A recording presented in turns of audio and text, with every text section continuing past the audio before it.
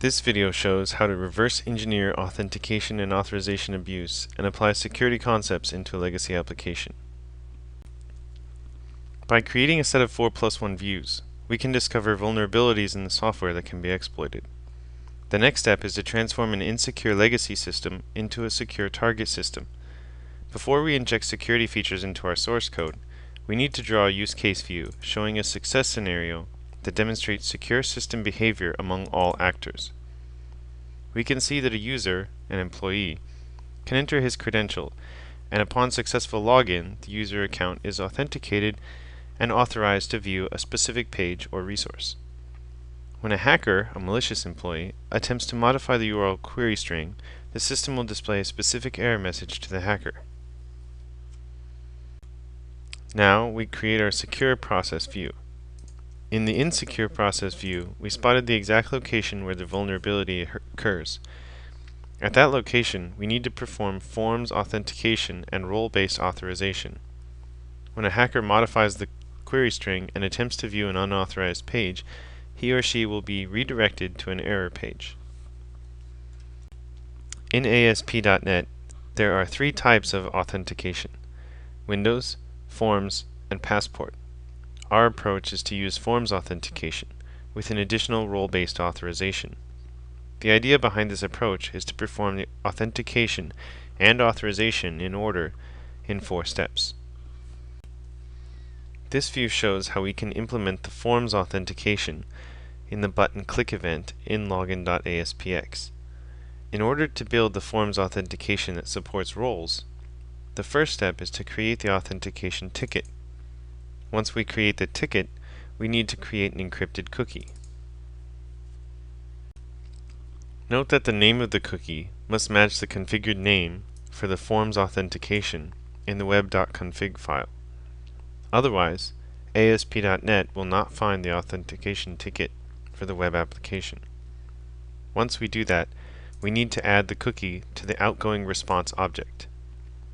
We will then redirect to the main page where the authorization is handled. This view shows how we can implement authentication requests in global.asax.cs file. The second step is to add roles to the current user in the HTTP context in the application authentication request event handler. To manually create this file, add the global application class to the project. Note that we need to import the system.security.principal namespace into that class. The principal credentials, which are the username and the role, are not stored as part of the cookie because a user can modify the membership's role. Thus, the principal needs to be generated for each request. From the previous view, we can see that the forms authentication ticket is encrypted as part of a cookie, and the forms authentication module decrypts the ticket as part of a user's identity. In this view, the ticket.userData is used to obtain the list of roles and generate a new principal. Once the principal is created, we add it to the current context for the user, which the receiving page, in this case main.aspx, can use to retrieve credentials and the membership's role. This view shows the web.config file. The third step is to secure directories with role-based forms authentication in the web.config file. Please note that the name of the forms and the name in the created HTTP cookie shown in step 1 must match.